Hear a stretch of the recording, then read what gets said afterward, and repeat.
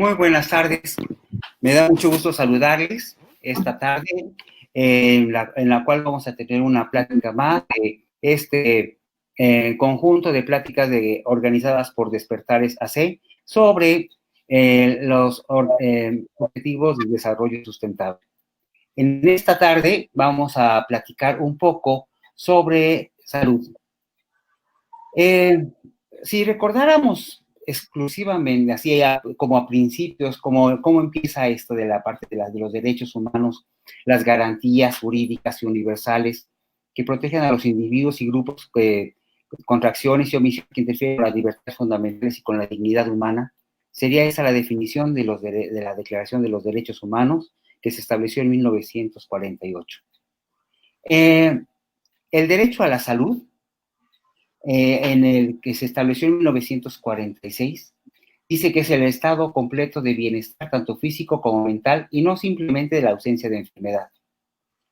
Toda persona, como derecho, tiene el derecho precisamente a disfrutar el más alto nivel posible de la salud física y mental. Y esto fue constatado cuando se constituyó la Organización Mundial de la Salud en 1946. Posteriormente fueron cambiando los momentos en la Declaración de Alma Ata en el 78 y últimamente, bueno, en el 66, mejor dicho, cuando se crea el Pacto Internacional de los Derechos Económicos, Sociales y Culturales, también se establece una parte del derecho a la salud, el derecho inclusivo, es decir, que las partes determinantes sociales de la enfermedad también abarcan la consideramos como si fuera un poco sobre todas estas partes que intervienen con la salud del ser humano. Desde el ser humano que no siempre vive en las partes conurbadas, sino que y a veces viene de otras partes de los estados de la República Mexicana. Y en este caso vamos a platicar el día de hoy cómo es que la parte de interculturalidad tiene que ver con esto de la salud. En la parte de salud, muy importante también, hay que recordar que en México tenemos un sistema de salud dividido en dos partes, una parte privada y una parte pública. Y en la parte pública es de la salud institucionalizada. Y ahora, dentro de las acreditaciones que tenemos para el Seguro Popular hoy en SABI, es necesario contar con la parte de interculturalidad. Y para hablar de interculturalidad tenemos aquí con nosotros a Vicente Vargas Vite, que él cursó la carrera de Antropología Física en la Escuela Nacional de Antropología e Historia y la licenciatura en Enfermería en la Universidad de San Luis Potosí. Tiene una formación directiva por el TEC de Monterrey y el Instituto Nacional de Administración Pública y el Instituto Nacional de Salud Pública. Fue responsable del proyecto de Medicina Indígena Tradicional del Instituto Nacional Indigenista y el encargado del Departamento de Salud, jefe del Departamento de Operación y Desarrollo. Ha sido responsable en la definición de modelos y lineamientos interculturales en la Secretaría de Salud y actualmente es su director de interculturalidad en los servicios de salud y en la Dirección de Medicina Tradicional y Desarrollo Intercultural de la Secretaría de Salud y ha representado a la Secretaría de Salud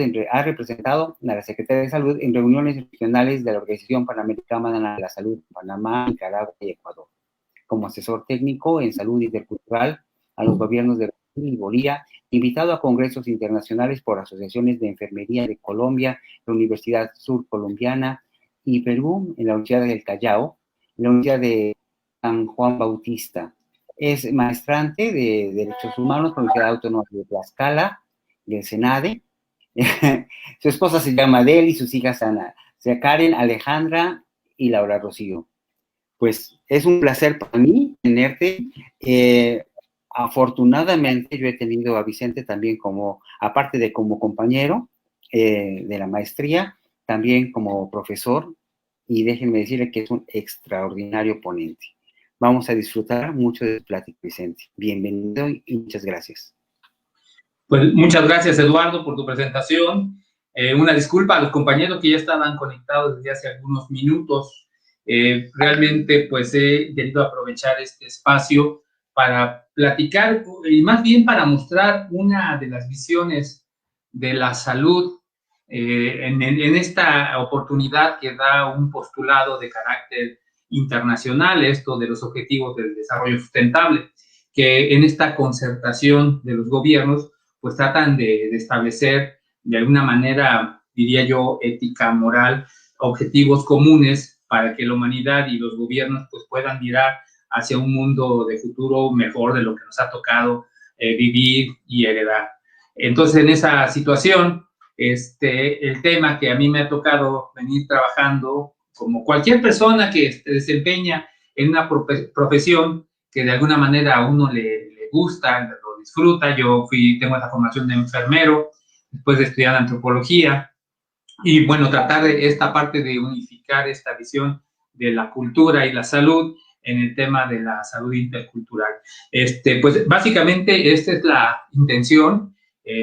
Mando un saludo a los compañeros de la Secretaría de Salud que están aquí, pero también quiero compartir para mí muy importante reto, porque también en esta vinculación de despertares con la sociedad civil, pues ahí está participando gente de diferentes ámbitos del sector empresarial, del sector privado, y de esa visión que tienen ellos, pues el ejercicio del gobierno en políticas públicas, pues tiene que tener también esta referencia, ¿no? Yo quisiera decir entonces que en el tema de los objetivos de desarrollo sustentable hay diferentes acercamientos.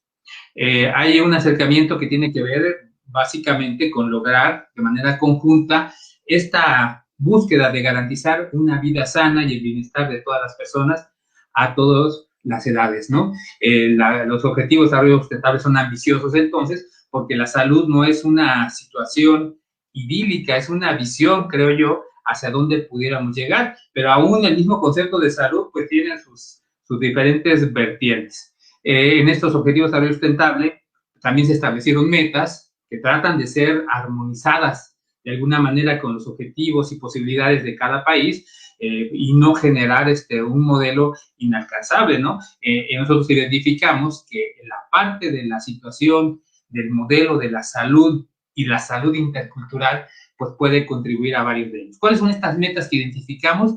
Que la contribución del tema intercultural puede acercarnos a este objetivo o esta meta de reducir la tasa mundial de mortalidad materna. O sea, la mortalidad materna tomado como un indicador de desarrollo incluso de los países. Qué tanto mueren las mujeres, qué tanto nacen los niños y qué tanto sobreviven, pues es una forma de decir este país está adoptando situaciones, acciones de concertación social, pues eficaces, ¿no? Si hay mucha muerte materna, pues entonces habrá que ver qué está sucediendo con la alimentación, con la nutrición, con la justicia, con la equidad.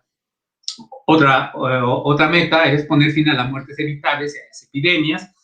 Aquí, por ejemplo, en el manejo del agua, ¿no? Cuando hemos estado viendo en los últimos años cómo el desarrollo económico, esta visión del desarrollo a ultranza, pues está generando una serie de condiciones mundiales que impactan en la salud, ¿no? Cada vez más difícil el manejo de agua de consumo humano. Otra meta, reducir la mortalidad prematura, garantizar el acceso universal a los servicios de salud sexual y reproductiva. Bueno, es un objetivo central para muchos gobiernos, y fíjense que ahí yo tengo una situación que en mi visión de la salud, pues tiene que ver con estas otras perspectivas. O sea, reducir la muerte materna, bien, garantizar el acceso a servicios de salud sexual y reproductiva, bien también, pero es que esto no vaya en detrimento de los derechos reproductivos de muchas poblaciones, porque durante muchos tiempos en objetivos similares, de repente una política de carácter internacional se interpretaba como vamos a tratar de que las mujeres indígenas reduzcan su natalidad y vamos a invitarlas, bueno, así se manejaba la política, a que se pongan dispositivos intrauterinos, y se generaron situaciones muy conflictivas, muy violatorias de la dignidad de las personas y de las mujeres, en ese caso, con este fin de reducir incluso no la mortalidad, sino la natalidad. Lograr la cobertura sanitaria universal, apoyar la investigación en vacunas y medicamentos. Y fíjense que aquí voy esbozando un poquito el interés de lo que a nosotros nos ocupa en la Dirección de Medicina Tradicional, porque a lo largo de estos minutos que tendré para platicar con ustedes, voy a tratar de compartir esta visión que tiene esta parte de la Secretaría de Salud, que no es solo un área federal, una oficina, sino que tenemos un conjunto de compañeros que en diferentes espacios de la Secretaría de Salud en todo el país y de otras instituciones como el Seguro Social, pues están también de alguna manera armonizados, enamorados de la interculturalidad, y en esta perspectiva pues nos acercamos no solo a la medicina tradicional indígena, sino a las denominadas medicinas complementarias, alternativas, paralelas, no convencionales. Tiene diferentes acepciones, porque nuestro sistema institucionalizado de salud, la biomedicina, se sustenta en todo un andamiaje de carácter jurídico, político, que ese poder, pues de alguna manera le permite controlar, regular a los otros, ¿no? Y a veces en una actitud un poco soberbia, pues no se cuestiona a sí mismo qué tanto eficaz o qué tantas oportunidades estamos perdiendo para tener la salud. Y lo comento porque en esta situación de la pandemia del COVID, pues vamos a comentar también algunos resultados muy interesantes con el apoyo de la medicina homeopática, una medicina pues muy cuestionada por la ciencia, pero que en la práctica cotidiana pues mucha gente recurre a ella. Tenemos incluso un hospital nacional homeopático que genera sus medicamentos a costos muy accesibles, ¿no? Y que está resolviendo muchos problemas de atención a la salud, como por ejemplo la situación del asma, ¿no? Entonces, estos objetivos, ¿cómo se van a lograr? Los objetivos de desarrollo sustentable, pues pretenden que la sociedad se involucre, que la iniciativa privada también tome cartas en este asunto, no solo dejarle al ejercicio del gobierno con sus atribuciones esta responsabilidad, sino también hacerlo partícipe. Lógicamente, también durante mucho tiempo un actor importante ha sido la academia, los centros de investigación, la enseñanza y lógicamente el gobierno, ¿no? Para poder entonces buscar este concepto de aceleración, definir políticas públicas a partir de vincularse con los ODS, los Objetivos de Desarrollo Sustentable. Esta es una meta, un consenso internacional, y a la hora de tratar de elaborar estas políticas públicas, pues lo que hacen las instituciones, las áreas técnicas, como nosotros nos denominamos, pues es tratar de buscar esta armonía entre estos objetivos internacionales que nuestro gobierno se adscribe, se vincula a ellos. Lo que plantea el gobierno que esté a cargo de esta responsabilidad, en este caso, lo que plantea el Plan Nacional de Desarrollo, y lo que finalmente se establece en el programa o en el programa sectorial de salud. Un programa sectorial que involucra objetivos para todas las áreas institucionales, el IMSS, la Secretaría de Salud, el ISSSTE, la Secretaría de Defensa Nacional, o sea, todas estas instituciones y los hospitales privados, lógicamente, pues que armonicemos, que más o menos toquemos como un concierto, y eso es bien complicado realmente a veces, una visión de salud que, bueno, en este gobierno de la Cuarta Transformación habla de revertir esta visión de una atención médica curativa. Esa fue la prioridad, tener durante mucho tiempo ha sido de manera privativa, o sea, específica, el apoyar o vincular un desarrollo de una sociedad con la generación de grandes centros hospitalarios. Esa fue la visión del siglo XX, de fin del siglo XX, y se crearon los grandes centros médicos, cuando mucho de la salud en otras latitudes estaba vista en la parte preventiva. Es el conflicto entre higia y panacea. Lo de la palabra higiene viene de higia, panacea. Estas vinculaciones a las deidades hablan de la prevención versus la curación, y en este modelo que plantea la política actual, pues se ha dado un vuelco hacia la atención primaria integral e integrada, ¿no? Empezar a preocuparnos por comer, y ha habido acciones interesantes ahora con el etiquetado que dicen que pues es excesivo. O sea, hay una cuestión de visiones diferentes, contrapuestas, pero creo que en esta visión preventiva, pues sí hay que aprender a promover y a considerarnos en la salud. Entonces, básicamente es una parte de lo que yo quiero compartir, ¿no? Que la parte intercultural, la propia palabra, pues tiene su acepción, interculturas, entre culturas, y esto ha sido a lo largo de la historia de la humanidad una situación normal, las relaciones entre grupos culturales diferentes, que, bueno, la diferencia entre otros modelos de relaciones culturales, la multiculturalidad, que es el reconocimiento de la diversidad, la transculturalidad, que es cuando mi cultura tiene los medios, tiene las condiciones para imponerle a otros grupos la forma de pensar, y esto se da en los procesos de colonización a lo largo de la historia, cuando diferentes países invaden por la vía militar a otros países y imponen la lengua, y nos pasó en América. Hablamos español porque pues, la colonia española o la colonización o versus contra el concepto de conquista militar, pues vino a destruir las bases de una normalidad que estaba consensuada, y de repente viene una normalidad diferente vía militar que sustituye nuestros valores por la fuerza. No fue algo que aceptáramos de manera pacífica, pero que permitió la mezcla y la combinación de valores y de medicinas diferentes, ¿no? En México existían escuelas de medicina, cerca de la Ciudad de México, en Texcoco, está el Cerro de Tecutzingo, y ahí, dicen los historiadores, era una de las primeras escuelas de medicina, donde la herbolaria, el conocimiento, la sistematización de ese conocimiento estaba presente, y no era una medicina denostada.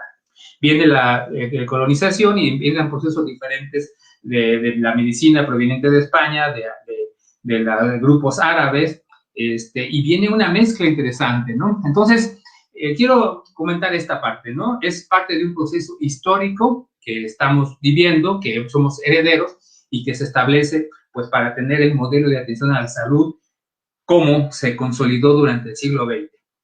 ¿Qué pasó en el siglo XX? Pues, fíjense, para tener un punto de partida, Revolución Mexicana, heredera de un proceso histórico que se dio a lo largo de muchos años, de cientos de años, para llegar a un momento donde las sociedades, los grupos vulnerables, pues están de alguna manera ya cuestionando el status quo, y se genera un cambio violento, ¿no? Una revolución que plantea una serie de reivindicaciones en el ámbito de la salud, que plantea en la Constitución de 1917 intereses incluso de una incipiente sociedad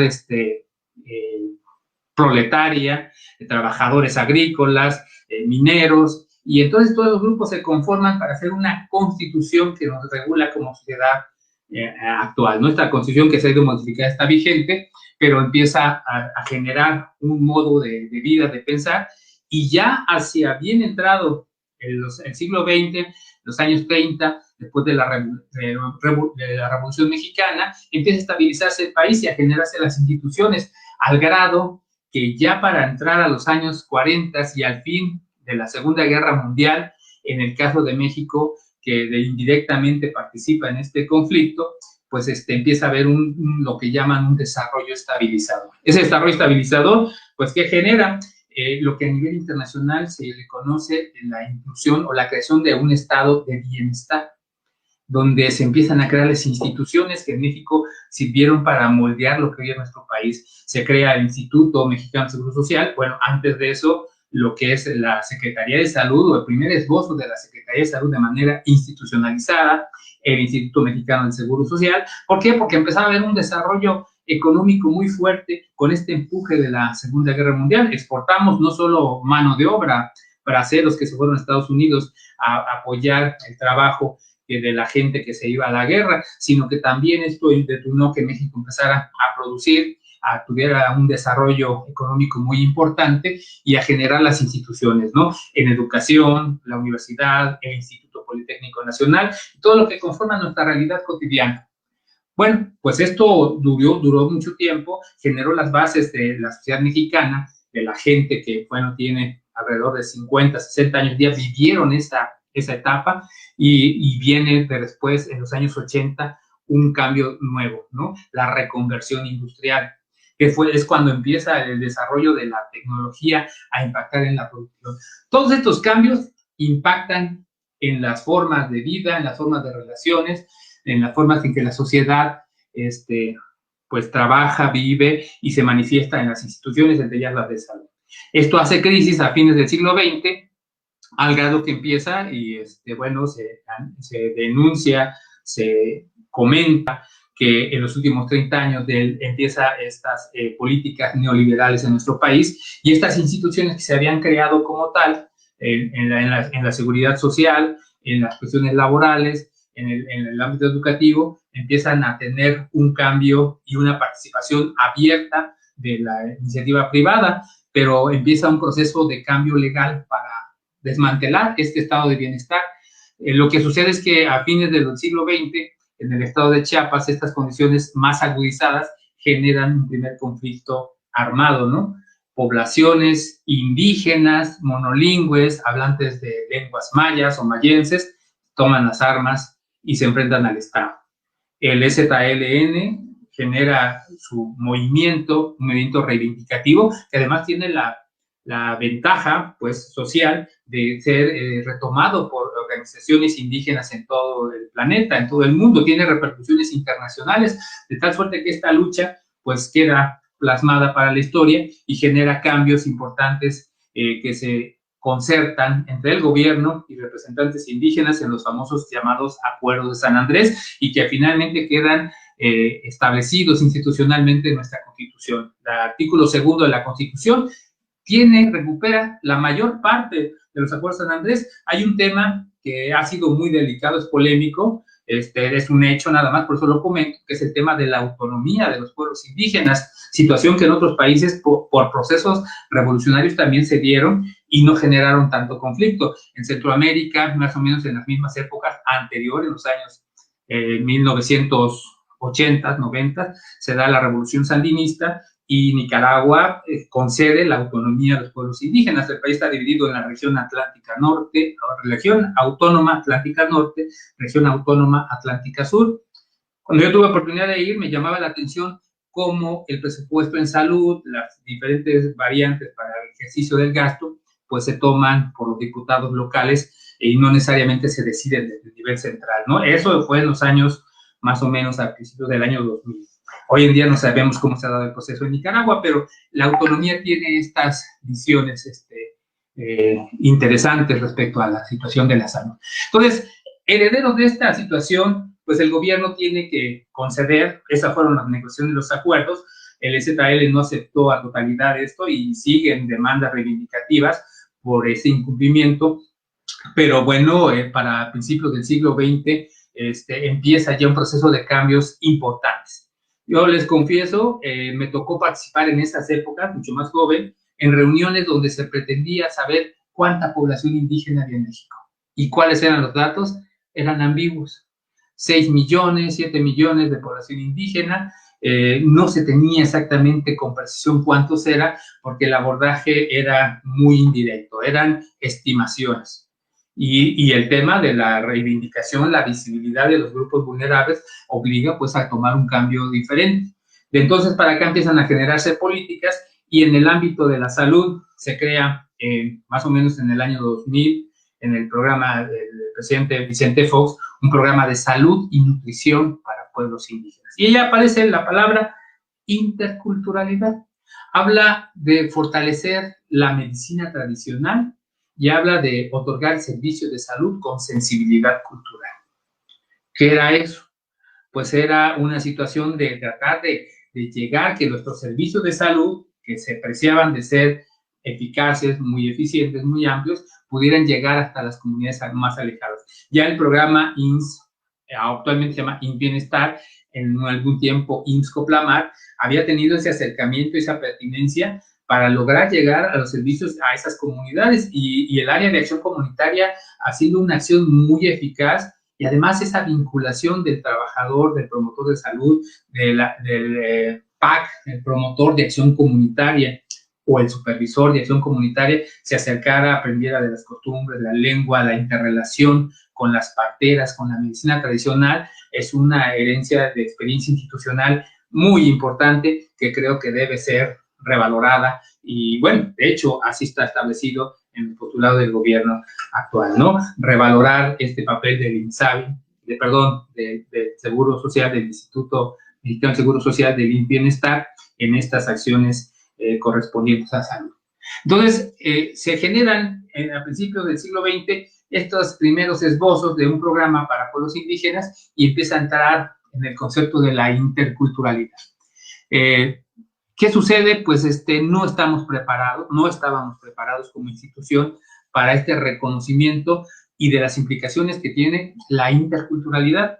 La interculturalidad como concepto, interculturas, entre culturas. Pero ¿en qué características? Pues era un concepto en construcción. era una situación que diferentes autores, si nos vamos desde el punto de vista académico, podemos hablar pues de Aguirre Beltrán, que es pues de alguna manera un referente en la antropología mexicana, hablaba de servicio de salud en la situación intercultural, pero desde la perspectiva actual, esta visión intercultural que planteaba Aguirre Beltrán, pues no es como actualmente se concibe en una relación de igualdad. Sí había que ver esta parte de adecuar los servicios a la lengua, a la cultura, a la perspectiva de los pueblos indígenas, y esta es una característica de algunas definiciones de lo intercultural, como esta visión de la relación con lo indígena, aunque la perspectiva actual o que manejamos desde algunas instituciones o algunas personas que se dedican al tema, pues hablan de la diversidad ampliada, ¿no? Esta visión de la interculturalidad indigenista a una interculturalidad muy al estilo, por ejemplo, de autores como Miguel Rodrigo, que plantea estas visiones desde la experiencia en España, con estos conceptos multiculturales, pues se amplía a estas diferentes visiones. En el caso de México, México es un país pluriétnico, multicultural, pero yo diría que es un país de países, es esta visión de que en un estado de la República vive la cantidad de gente lo que viviría, por ejemplo, en Dinamarca. El estado de Chihuahua territorialmente, pues tendría la misma magnitud que un estado europeo.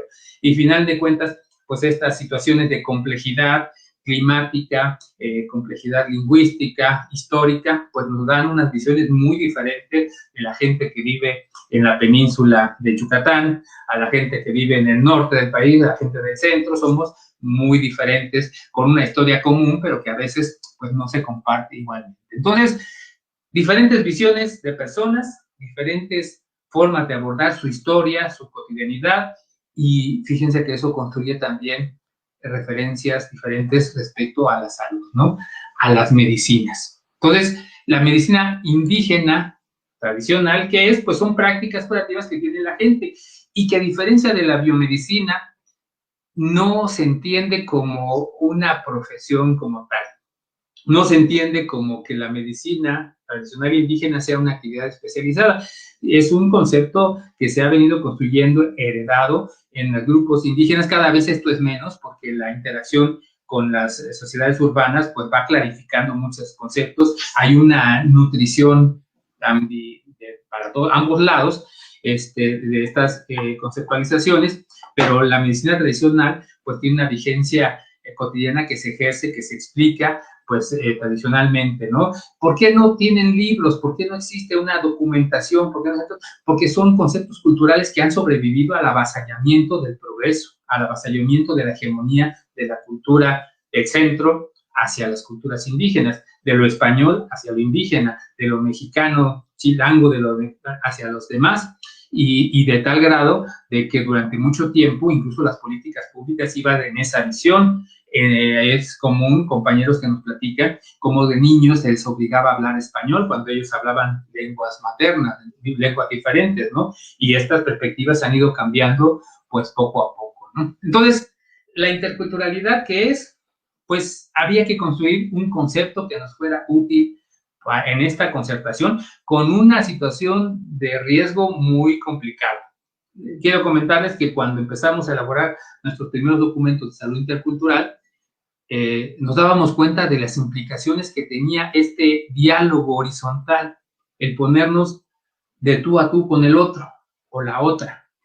Decíamos, esto tiene un impacto de carácter político muy fuerte, tiene un impacto de carácter desestabilizador que pudiera ser, al grado que nosotros fuimos a la Secretaría de Gobernación y le dijimos, mire, tenemos estos documentos, estamos planteando una perspectiva de lo intercultural que habla del diálogo, del encuentro, de una negociación de saberes. Esto rompe de alguna manera con la cuestión legal. Nos dijeron, mientras esté en la ley, el gobierno tiene la obligación de difundir, de promover estas condiciones. Entonces, pues ya nos dieron carta ancha para poder empezar a trabajar y desarrollar una perspectiva de lo intercultural. Entonces hablábamos ya de la medicina tradicional como un derecho cultural de los pueblos indígenas y de la sociedad mexicana para ejercerla, para practicarla. versus al control convencional que las instituciones reguladoras tenían sobre la medicina tradicional, ¿no? Al grado de que los médicos tradicionales en diferentes rutas, redes de donde practican, donde se comercia, donde se maneja la medicina tradicional, pues tenían a veces problemas por la venta de sus productos, ¿no? Entonces, esta visión de lo intercultural lo fuimos nutriendo con experiencias de diferentes autores, como tomamos referencias de autores como Aprendiendo a promover la salud, de David Werner, perdón, se me estaba olvidando, de Lev Vygotsky, que habla del constructivismo, porque estos son herramientas. La interculturalidad es un proceso de relaciones entre grupos con visiones culturales diferentes, pero que tiene que darse bajo condiciones de respeto, de horizontalidad, de apertura a que el otro entienda la perspectiva diferente y a negociar, y lógicamente puede haber conflictos, ¿no? Pero son estas relaciones que se dan cuando obligadamente tenemos que convivir con otros diferentes. Cuando no, cada quien por su lado, pero cuando sí, busquemos bajo estas herramientas que respeten la dignidad de los otros, ¿no? Entonces,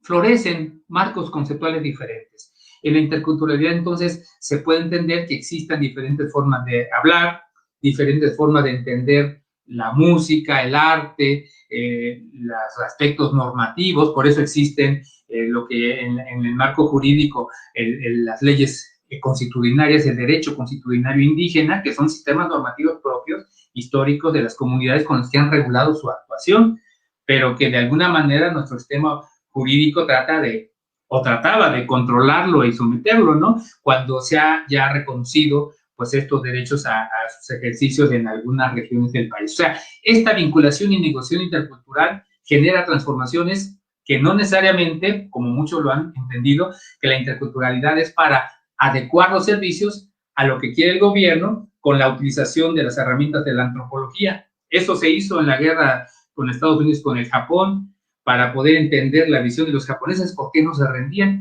pero la antropología intercultural pues no está planteando esta subordinación, sino un empoderamiento de la gente a través de la información y una negociación de sus derechos para la existencia, para la vida digna, y es por eso la vinculación con el tema de los derechos humanos. Si hablamos que los derechos humanos es el derecho a la dignidad, que todos los seres humanos somos iguales, entonces la interculturalidad empieza a desestabilizar estas estructuras jerárquicas donde algunos, por ser blancos, anglosajones, protestantes, como se manejan los WAPs en Estados Unidos, pues serían la sociedad idílica, ¿no? La interculturalidad es, todos somos diferentes, todos tenemos derecho a vivir, a existir, a opinar, a educarse, y el Estado tiene la obligación de proveer esos elementos para que se dé este florecimiento de las personas. Entonces, la interculturalidad es un proceso de cambio relacional entre, en el caso de salud, entre personal de salud y las personas que acuden a los servicios con reconocimiento y respeto a la diversidad.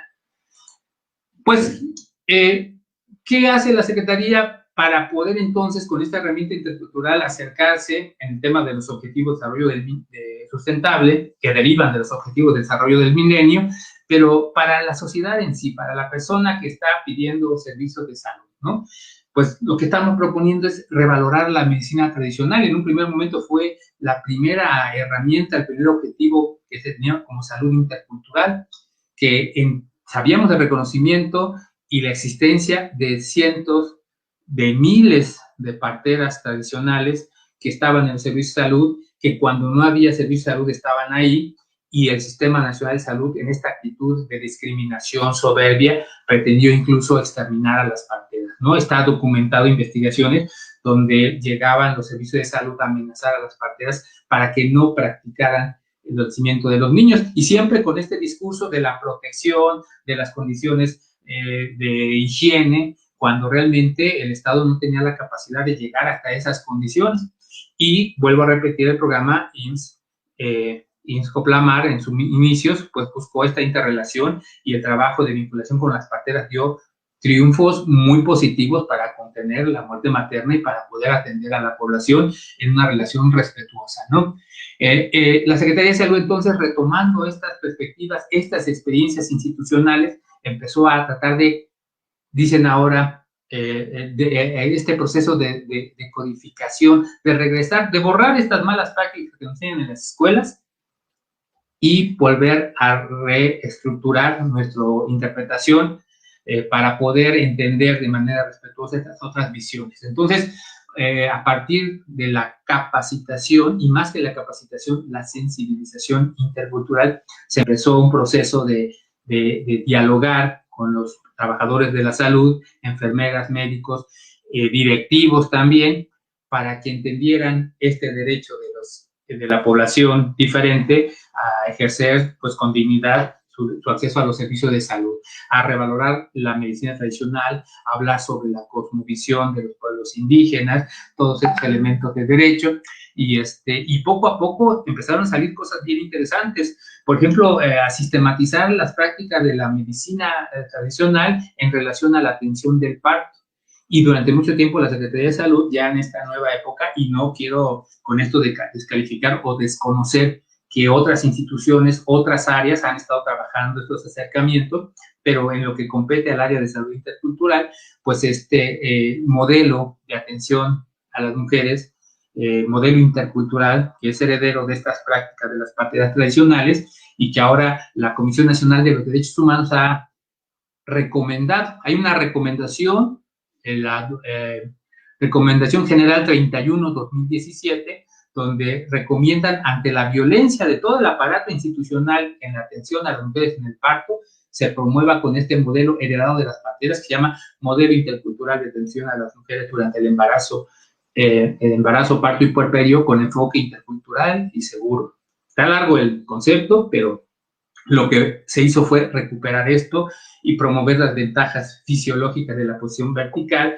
y muchos de los elementos que las parteras tradicionales indígenas practican esto. No solo eso, este modelo de capacitación intercultural para sensibilizar, y empezaron a surgir otras perspectivas, ¿no? El modelo de nutrición culturalmente adecuada, la dieta de la milpa, que recoge pues esta alimentación que los pueblos mexicanos se practica, se consume, esta vinculación de comer en la mezcla del maíz con el frijol, con los quelites, con el chile, con lo que es la dieta de la milpa, que provee y que era una tradición de los pueblos mesoamericanos y que está asequible, ¿no? Y que puede contrarrestar toda esta cuestión de cambio cultural que se da con la industrialización y que actualmente nos tiene en un primer lugar en el tema de la obesidad y niños con diabetes y con problemas de salud, ¿no? Tal así que el propio secretario Gatell está hablando de esta estrategia de volver a estos elementos de la nutrición que tiene la Secretaría. Otros modelos de atención que la Secretaría ha estado haciendo, pues este acercamiento con las medicinas complementarias, la práctica del ejercicio de manera que vincule la parte emocional, como el Qigong, la terapéutica homeopática para diferentes padecimientos, y bueno, pues estas diferentes prácticas que tiene la medicina tradicional. En los cursos de interculturalidad también se habla mucho de la cuestión de los derechos humanos, ya no como una recomendación light, sino como esta obligación de los servidores públicos que están señalados en los instrumentos normativos para promover, respetar, conocer los derechos humanos que está en las normas que nos regulan a los servidores públicos, ¿no? Hablar de discriminación, pues de diferentes modelos. Voy a ver si puedo compartirles una presentación que tengo aquí, nada más para ir cerrando esta perspectiva. Uy, permítanme un momento.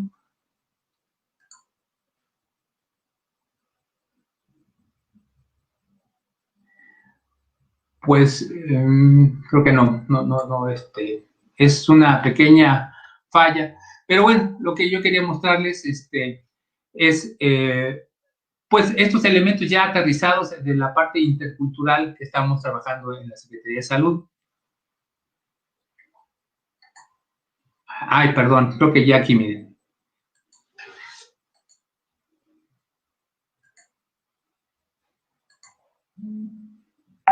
Permítanme.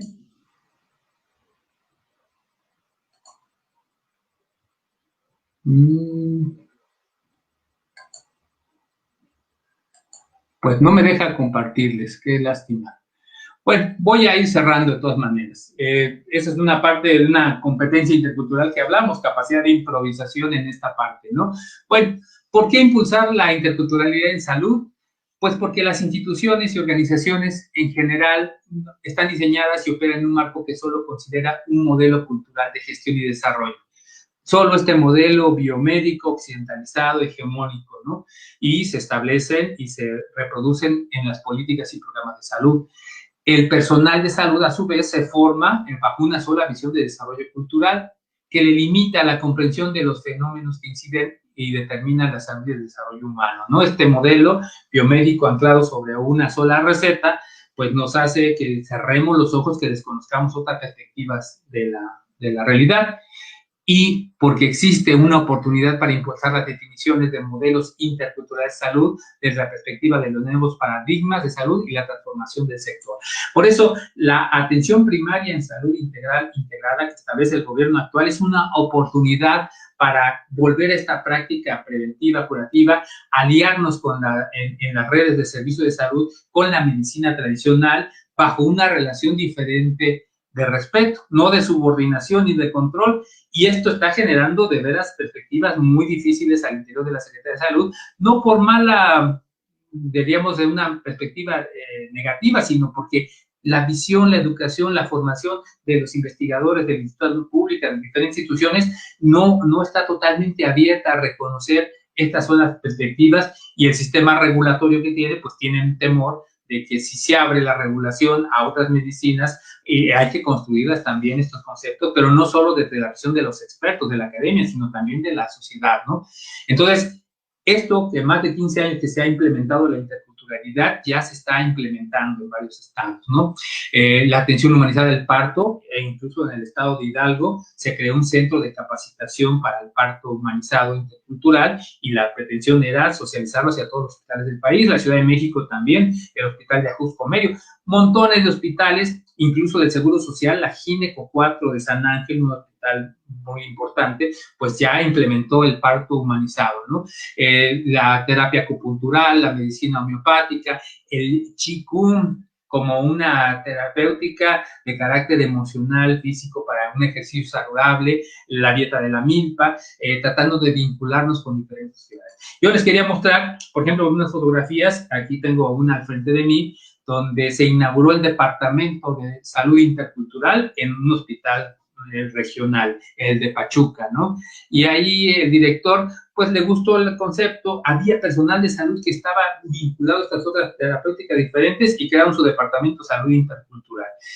Recientemente, un hospital en Ecatepec de Morelos, el Hospital General de Ecatepec, también empieza a buscar la resolución de su problema de abasto de medicamentos y deciden incorporar la herbolaria tradicional y capacitan a sus médicos en la Universidad Autónoma de Chapingo, mantienen o de repente conocen a la Dirección de Medicina Tradicional, inician este proceso de capacitación intercultural y se emocionan tanto que empiezan incluso a hacer ferias de la salud, se vinculan con la Universidad del Valle de Ecatepec y empiezan a dar servicios de acupuntura, de reflexología, de muchas cuestiones que otros hospitales se escandalizarían por esto y sin embargo que están en el marco legal. Otro hospital, una unidad de salud, el Centro CESA de Amialco en Querétaro, es una unidad de salud volcada a la atención con medicina tradicional principalmente, pero que también ya oferta medicina complementaria.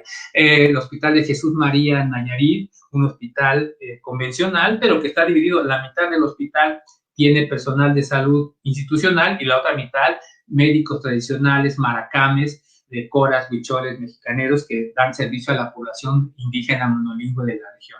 Puebla, con hospitales integrales, alrededor de 14 hospitales integrales que han tenido, por esta visión demasiado protectora de la institución, no ha dejado florecer la medicina tradicional y sin embargo, pues todavía hay práctica de la medicina tradicional, ¿no? Ya les hablaba del Hospital General de Tula.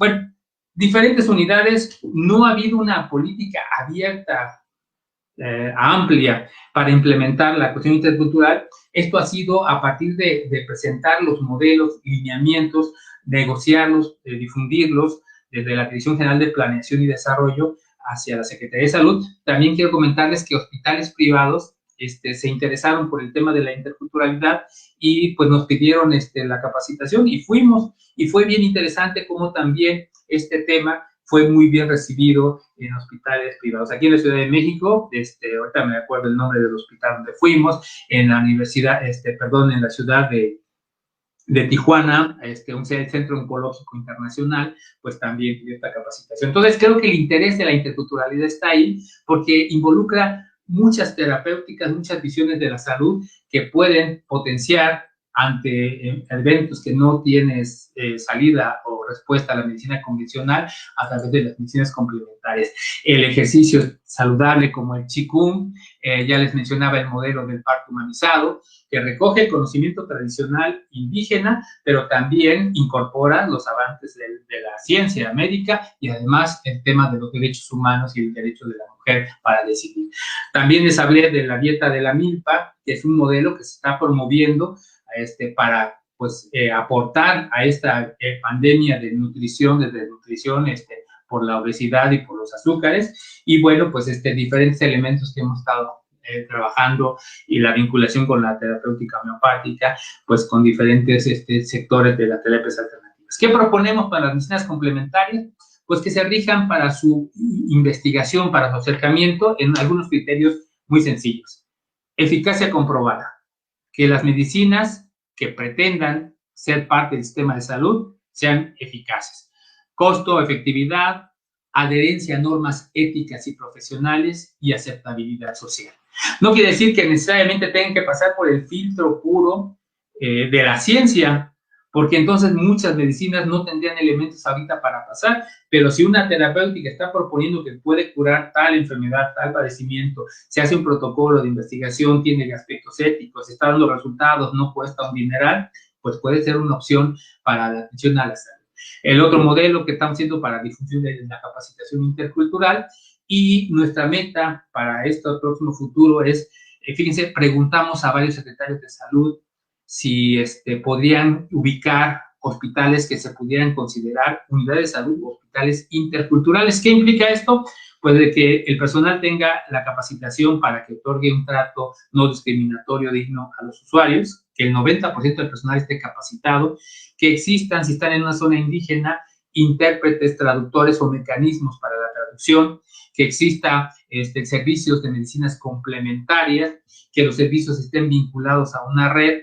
Y bueno, con estos criterios, pues esta unidad se denominaría interculturales. Y tenemos ya en la lista formados 87 unidades de salud y hospitales que se podían llamar así. Todo esto, pues quería presentarles, hay documentos de la Organización Mundial de la Salud, está la estrategia de la OMS sobre medicina tradicional 2014-2023 y que establece esta necesidad de investigación de las medicinas complementarias. Nosotros propusimos hace algunos años la creación del Centro Nacional para el Desarrollo Intercultural en Salud, pues para sustentar, dado que no existe líneas de investigación porque no existen recursos para invertir, o sea, la salud preventiva no es tanto negocio, pero bueno, creo que ante la situación de eventos como la pandemia, pues ya se da la oportunidad para poder acercarnos a esto.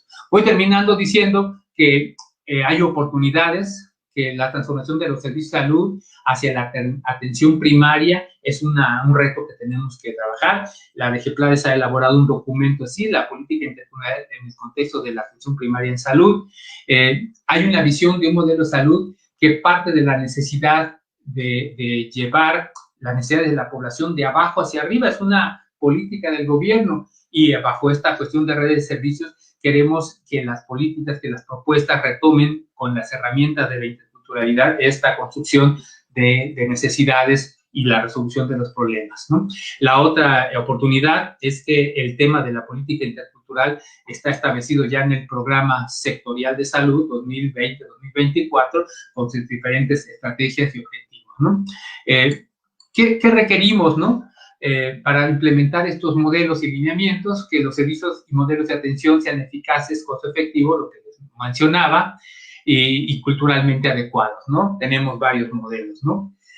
Requerimos que el reconocimiento por parte del sistema de salud, de los investigadores, que conozcan, pues, de primera instancia, los derechos culturales los derechos humanos. Si nos vamos por el tema de los derechos humanos, las prácticas de la medicina tradicional indígena están totalmente cubiertas para que el sistema de salud, tan así que la propia Ley General de Salud se modificó y en el artículo 6, fracción 6 bis, habla que un objetivo del Sistema Nacional de Salud es el promover el conocimiento y desarrollo de la medicina tradicional y su práctica en condiciones adecuadas. De ello, el conocimiento y desarrollo de la medicina tradicional pues debe ser un objetivo, una prioridad, una política, y ya lo hizo el presidente cuando tomó posesión, le dieron el bastón de mando a los pueblos indígenas, y entonces las organizaciones indígenas están en espera de esta concreción, ¿no? Que requiere entonces la implementación de modelos y lineamientos que consideren establecer, como ya ocurre en Puebla, Oaxaca, Durango, Nayarit, Querétaro, la interrelación con la medicina tradicional indígena, la inclusión de la herbolaria medicinal, la atención del parto de bajo riesgo por parteras indígenas y la atención de problemática de salud con definiciones culturalmente específicas. O sea, entender que existe el susto, el empacho y que pueden ser atendidos por los terapeutas tradicionales. Establecer la inclusión de terapéuticas de la medicina homeopática y de la medicina complementaria que demuestren, ya lo comentábamos, costo-efectividad, adherencia a normas éticas y profesionales, aceptabilidad social y pues las necesidades específicas que se atienda a la población de acuerdo a esta diversidad cultural. El reto es eliminar la discriminación en los servicios de salud hacia los usuarios, hacia las otras medicinas, a fin de ejercer el derecho pleno de la salud. Entonces, si servidores públicos nada más por su poca visión no apoyan estas situaciones, pues de alguna manera están violentando por desconocimiento el derecho a estas prácticas, ¿no? Hay que promover el respeto a los derechos humanos y culturales y con ello otras visiones de la salud y transformar de manera concertada, paulatina, el marco normativo. No porque esté una ley, así nos quedamos, hay que gestionar, hay que movernos, hay que ser dinámicos para aprovechar los aportes de otros modelos de atención, seguros, éticos y toda esta visión, ¿no? Entonces, pues con esto yo termino, perdón, me pasé un poquito del tiempo, pero ojalá pues les haya dado un acercamiento del tema de salud intercultural que estamos pues tratando de difundir, concertar y construir, pues agradeciéndole a nuestros compañeros de enlaces interculturales en todo el país, a la gente que está practicando otras medicinas y que quiere hacerlo de manera respetuosa. Gracias a Despertar por la Vida. Amigo, yo estoy muy contenta de saludarte y felicitarte por tu aportación, que siempre es muy valiosa y oportuna. Oye, pero yo sí tengo una pregunta. Quisiera saber, porque tengo muchísimas amigas que pues han tenido a sus hijos y que quieren llevar a la práctica como este tipo de medicina y que de pronto se les dificulta porque pues obviamente el sistema tiene otro curso. ¿Qué pueden hacer las mujeres que, por ejemplo, están interesadas en tener a sus hijos con parteras y que de pronto, pues, es difícil el acceso? ¿Cómo, a dónde pueden acudir? Y también el tema de que, por ejemplo, mi hermana sí llegó a una clínica donde hacen como este tipo de prácticas, pero también ya es como muy caro, ¿no? Porque entonces ya se están como colgando de la moda o no sé cómo decirle. ¿Qué es lo que les recomiendas a estas personas? No precisamente que quieran como tener a sus hijos con parteras, sino que a lo mejor quieran practicar o este tipo de medicina y el acceso es difícil. ¿A dónde pueden acudir? ¿Cómo se pueden informar? Claro, mira, nosotros la relación que tenemos con organizaciones indígenas en varios estados, pues es a través de los propios compañeros en la Secretaría de Salud. En la Ciudad de México no hay, aunque existe población indígena y no dudo de que existan parteras, pues la regulación existe muy fuerte y la práctica de este tipo de intervenciones pues se podría complicar. ¿Qué ha sucedido? Que si de repente hay un riesgo perinatal y una partera está involucrada, primero tendría que demostrar, bueno, si es partera tradicional o no. Como hay un concepto de autoadscripción, pues se puede decir que sí, ¿no? Pero se mete en situaciones complicadas. ¿Qué hay ahí en la Ciudad de México? Bueno, oficialmente ya regulado, decía yo, la biomedicina regula todo eso. La Clínica de Especialidades de la Mujer de la Secretaría de Defensa Nacional oferta la atención del parto humanizado vertical vertical, ¿no? Hospitales privados también, hay una unidad de salud, ahorita no acuerdo cuál es, también lo oferta, pero lo que se pudiera hacer es acercarnos a organizaciones de médicos tradicionales. En el caso, por ejemplo, de Oaxaca está el CEMITO, el Consejo Estatal de Medicina Tradicional, y no dudo que en los estados del país, en algunos estados con mucha presencia de población indígena, en el estado de Morelos, por ejemplo, existan parteras tradicionales, y tener esa recomendación. Lo que nosotros utilizamos como protección para el ejercicio de la práctica tradicional es que sean parteras tradicionales indígenas.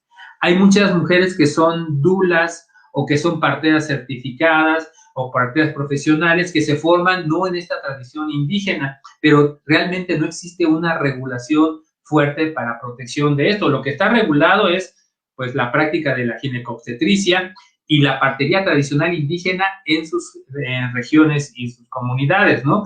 Llevarlo a otro lado, pues, tendría implicaciones legales, pero yo no dudo que sí existan parteras tradicionales de diferentes comunidades que tengan esta aceptabilidad social, este reconocimiento social y puedan apoyar esta práctica, ¿no? Sí ha sido una situación complicada. Si tienen seguro social, yo creo que una recomendación puede ser ir a la Gineco 4 de San Ángel, en la Ciudad de México, donde este servicio se está dando para la gente del seguro social. En el caso del estado de Hidalgo, que no está tan lejos de la Ciudad de México, está el hospital de Tula, que les comentaba yo, se habilitó como un centro de capacitación estatal. Ahí está un médico, si quieren, en la dirección, vamos a buscar un mecanismo, el doctor Sánchez Ortega, nada más me acuerdo el apellido, él era el responsable de esta implementación, además del director del hospital, y a lo mejor también nos pueden vincular con redes de médicos que están practicando esta atención del parto humanizado, ¿no? Pero bueno, tú decías partera tradicional, sí se puede cuando tiene todo ese reconocimiento. Pero fíjate que ha sido tan complicado porque si hay un pequeño error o llega a haber algún problema de salud, la situación legal para la partera es muy complicada, ¿no? Entonces, esto ha sido, eso requiere la necesidad de una cobertura, un diálogo para que esta práctica se le reconozca, se le apoye. Digo, hay estados evidentemente indígenas que tienen en los hospitales integrales de Puebla, en Cuetzalan era muy común, ahí hay una red de parteras tradicionales muy famosas, ¿cómo se llamaba una señora que incluso da conferencias a nivel internacional y se fue a Canadá y todo? Doña Mica, ya tiene como 80 años y son gente de las que han tenido más de 1000 partos, ¿no? Entonces, tienen mucha experiencia en esto. Pero sí, habría que en esta búsqueda buscar la parte legal, no ponerse en riesgo, pues, pero sí es necesario esta apertura hacia esta otra práctica. Oye, me pregunta una chica, Sofía Mendoza, que si este tema cabe o podría abusarse de la apropiación cultural. Apropiarse de la apropiación cultural, que alguien, los investigadores se lo apropien. Bueno, fíjate que en la investigación intercultural hay un modelo, me invitaron en una ocasión a Nicaragua a dar un curso sobre metodologías de investigación intercultural y es de lo más común que las investigaciones universitarias y en este caso en Centroamérica se daban con financiamiento internacional de organismos europeos, la cooperación alemana, muchas instituciones, pero es investigación extractiva. O sea, es una investigación que no le plantea al propio investigador los objetivos amplios que tiene quien está financiando las investigaciones. Y finalmente estos conocimientos, y más con las herramientas tecnológicas que se tienen, se investiga sobre plantas medicinales, sobre modelos, sobre métodos, y estas publicaciones no le llegan a la gente que es sujeta a la investigación. De tal suerte que en la Universidad de Huracán, nosotros construimos con ellos 10 criterios para evaluar la investigación de las universidades interculturales, y resultó que bajo estos criterios que construimos con ellos resultaban reprobados, ¿no? O sea, no se vinculan con la sociedad. Hay veces que la propia universidad, la gente no sabe que existe una universidad en el pueblo, ¿no? O que las metodologías no establecen los objetivos claramente, no se pide el consentimiento informado. O sea, hay una serie de criterios de vinculación social para esto. El tema, por ejemplo, que está muy en boga, el consentimiento informado en los proyectos de desarrollo, pues no es una concesión, está un derecho establecido en el convenio 169 de la OIT y en los tratados internacionales. Entonces, El gobierno actualmente con los proyectos de Tren Maya está intentando implementar esto de las consultas, ¿no? Pero bueno, decía yo, el diálogo intercultural no es fácil, no es terso, tiene sus negociaciones, sus jaloneos y todo, pero es lo mejor, pues, para poder lograr. Gobierno que plantea un diálogo intercultural, se da sus macanazos y se da sus jalones, pero ya realmente logra conceptos, esas políticas públicas se consoliden. Las que se imponen a punta de fregadazos y macanazos, como fue en San Mateo Atenco, pues fueron un fracaso.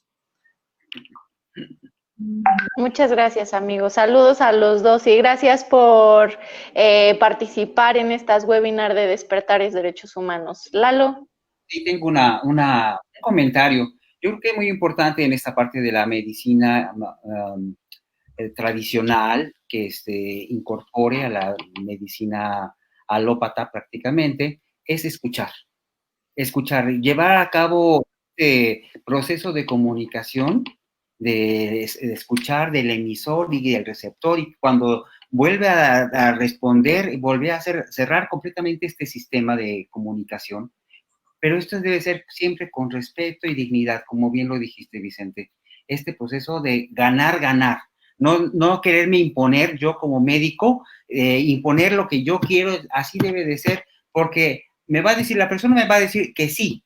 Sin embargo, al rato va a tirar la medicina, no lo va a entender, no lo va a querer hacer porque está acostumbrado a otras cosas. Si nos ponemos en cuenta de negociar, es lo que yo entendí como si fuera el diálogo intercultural, permitirnos escucharnos a las dos partes a la misma nivel, no uno más arriba ni uno más abajo, simplemente al mismo nivel de podernos escuchar para crear realmente lo que sería una nueva normalidad, esa normalidad que fue desde hace mucho tiempo, cambiarla, transformarla, dando esas oportunidades de satisfacer las necesidades que están encontrándose en ese momento sobre la salud y realmente resolver los problemas de salud de acuerdo a los programas nacionales, pero también con respeto y con todo lo que se puede hacer con la medicina tradicional de la sociedad en donde se encuentre en ese momento. Yo te felicito, muchísimas gracias. Te siguió mucha gente en esta ocasión. Voy a ver si puedo ver las personas que rápidamente nos siguieron. Pues yo envío un saludo a todos los compañeros de la Secretaría de Salud, a la gente de la sociedad civil, a algunos amigos que invité, ojalá estén por ahí. Pues la intención era para mí este privilegio más bien de compartir lo que hacemos en esta área de la Secretaría y ojalá pues sea de utilidad, ¿no? No, y además de que se nota que eres muy querido y taquillero, que además te quiero desde pasando las fronteras diarias, Rosa María Monroy, Ana María López Soriano, Rolando Díaz Cruz, Álvaro Alarcón, Amparo Hernández, Maite Calderón, Laura Vilés, Josefina Íñiguez, Luis Armando Ortiz Domínguez, Luz Isidro, Miguel Aspeitia, Manuel Jiménez Andrade, Eri Ale, Martín Maldonado Pérez, y a los demás que se me han escapado. Gracias, un saludo a todos ellos, los compañeros de la dirección, a las compañeras del área de planeación, pues gracias por escucharnos, por su paciencia, ¿no? Denia, que ahorita me está mandando un mensaje también por aquí. Pues digo, tenemos que aprovechar estas herramientas, realmente es un medio de comunicación, ojalá todos aprendamos a utilizarlas, pues no sabemos cuánto va a durar la del COVID, pero bueno, pues tratar de compartir, de clarificar estos conceptos. Y digo, el problema o la ventaja del siglo XXI es que estamos rompiendo paradigmas, ¿no? Esta cuestión de la medicina, que el médico se le debe seguir dando todo el respeto que se tiene, pero también debe de cambiar esta visión etérea, ¿no? Donde el médico era casi Dios y el personal de salud, la enfermera, yo era enfermero y sufrí discriminación, ¿no? Años atendiendo meses a pacientes. Y ya cuando se curaba el paciente, el doctor nos felicitaba, le llevaba el chocolate, el enfermero no nos llevaba nada, ¿no? Lo que quiero decir es de que todos contribuimos para esta visión, ¿no? Y hacer un equipo importante. Pues mire, aquí estamos, me pareció Dolly de Colombia, una compañera muy querida, investigadora de la universidad allá de Neiva, Un saludo también. Juan Camilo también está por allá. Les agradezco que hayan escuchado esto. Tuvimos la oportunidad de estar con ellos también. Una universidad muy, muy comprometida con la gente de salud. Y pues agradecer a Eduardo, pues también que me hayas acompañado, a Shirley también, Álvaro, pues en esta oportunidad de estar aquí. Ojalá el proyecto prospere. Somos servidores públicos y pues lo que nos debe regir es la transparencia de lo que hacemos y hasta donde sea posible atender a la gente. Y bueno, ojalá haya un mecanismo para esa gente que quiere la atención del parto por parteras y me comprometo contigo, Shirley, a que busquemos, ¿no? También dónde puede estar con toda esta protección legal que requiera y no necesariamente un negocio. Lógicamente, cuando la institución, el gobierno no está proveyendo estos servicios, pues la gente busca, ¿no? Esta cuestión de calidad. Yo tengo muchas amigas que ante esta, pues, mala fama que tenían los servicios de salud, pues buscaron siempre parteras y son gente de la Ciudad de México y encontraron parteras que las atendieron con una calidad muy bien, ¿no? Entonces, sí tenemos que buscar esta protección. Recientemente tuvimos encuentro con el Centro Nacional de Equidad de Género y Salud Reproductiva, pero pues sí tienen mucho temor a que la práctica de la partería generara más riesgo. Entonces, fíjense, hay visiones también que pretenden, pues, que mejor no les demos cuerda a las parteras, ¿no? Sino más bien ya se están muriendo, pues ya, mejor ahí. No, es un conocimiento, es un patrimonio cultural. En algún documento nosotros pusimos que la medicina tradicional mexicana es un asunto de seguridad nacional, es como es como si fuera un aspecto militar, una herramienta, porque nos va a permitir sobrevivir cuando no haya con qué curar. Yo, un comentario adicional, en esta búsqueda de entender el problema del COVID, los servicios de salud de 2 estados del país establecieron medidas de protección terapéutica homeopática, o sea, chochitos homeopáticos para protegerse del COVID, no para que te curen, porque ya hay toda una regulación en esto. No quiero decir cosas que no. Pero la gente que está tomando el COVID en esos hospitales donde se dio, no se enfermaron en esas tasas tan terribles que se dieron en otros lugares, ¿no? Yo les comparto que yo también, cuando vi esas situaciones, pues también mi familia y yo estamos tomando esta protección homeopática, ¿no?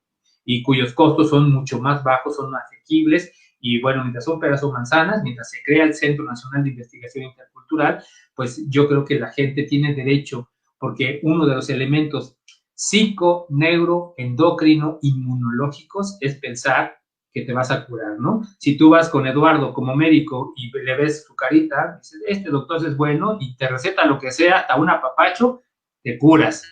Pero si ves a otra persona que por su cara nada más no te da confianza, aunque te dé la mejor medicina, pues a lo mejor ni te hace, ¿no? Entonces sí tiene que ver mucho la parte psicoendocrino, inmunológica, emocional, para curarse, ¿no? El estar activos, el pensar positivamente nos detona esta producción interna, ¿no? Independientemente de que te den toda la farmacia encima. Pues muchas gracias, no sé si habían comentarios más, pero yo estoy muy contento de estar aquí con ustedes.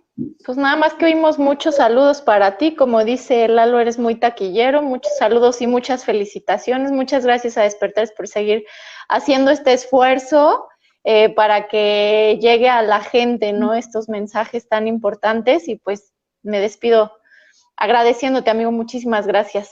Nos vemos, Lalo. Hasta luego. Gaby, a todos los compañeros de ahí de la Secretaría. Que estén muy bien. Gracias, hasta luego. Hasta luego. Bye.